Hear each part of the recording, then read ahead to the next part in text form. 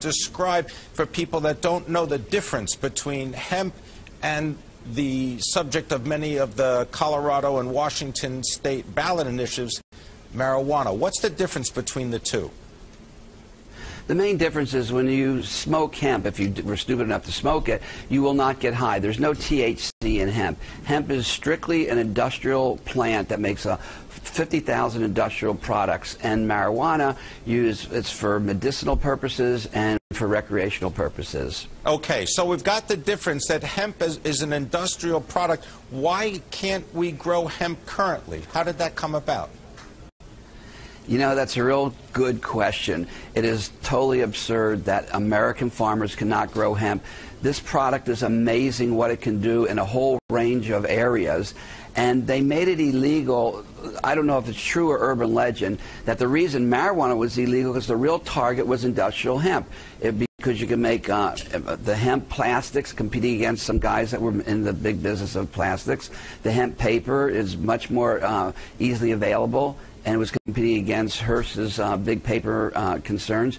So they lumped it all together with marijuana, and that's how it became illegal. Not because marijuana was making people high and they didn't like it. It was because the target, the real target, was industrial hemp with its many applications. All right, so hemp gets caught up in the same net and put under the same jurisdiction as marijuana. Let's fast forward now to the Farm Bill, which the president just signed in Michigan, allowing states that have laws regarding hemp production, industrial hemp production and growing, that it is now consistent with federal law. What does that tell you about the direction of federal law? Well, that is an unbelievable moment in the history of industrial hemp.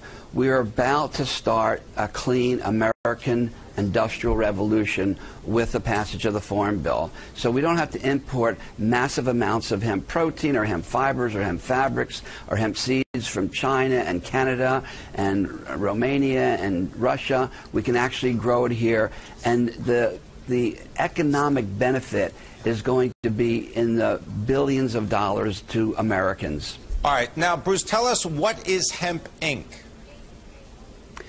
Hemp Inc. is a publicly traded company that focuses on industrial hemp and all the varieties of products that you can make with it.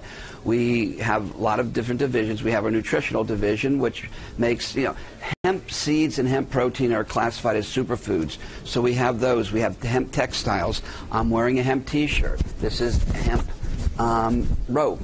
I'm wearing shoes made by Adidas. So do you offer consulting services based on your experience and knowledge in this industry? Is that the focus of Hemp Inc. right now? It's not. It's the focus. It's the fastest growing, most flexible, and most profitable division of our company because of our vast knowledge of this industry since I was basically 16 years old. Okay. Now I got to ask you though, on a personal basis, going back, you mentioned being 16 years old. You also spent some time at the courtesy of the government in a way that, well, you were incarcerated. Tell us a little bit about that. Yeah, the media dubbed me the king of pot because I was the largest marijuana smuggler in West Coast history. And your Trish Reagan did a story called, a documentary called Marijuana Inc., which featured my smuggling career. For the benefit of being the king of pot, I got to spend 9 years in federal prison.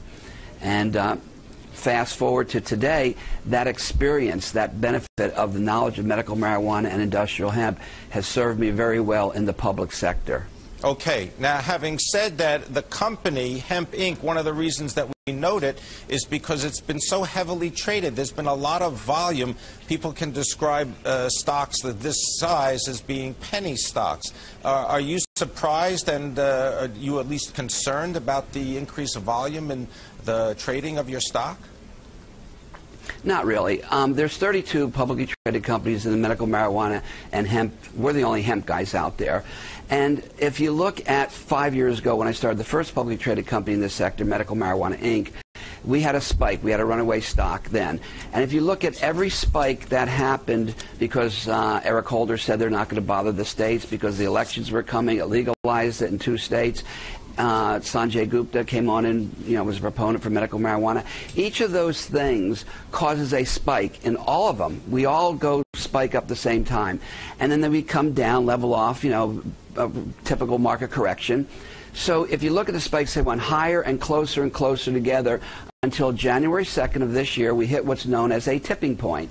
The lights went on in America, and they said, this industry is here to stay, and it is just a feeding frenzy for all 32 of the medical marijuana and hemp stocks. Would you be a long-term investor? I mean, obviously you work for the company, it's your company. You're going to hold on to your stock for a while?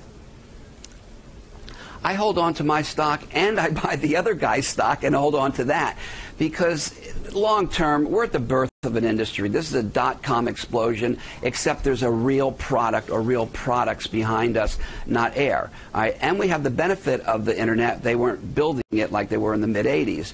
So this is a long-term. We have about 4 years of massive growth, a long-term sustained growth curve, and about 3 years of consolidation. That's my take on it.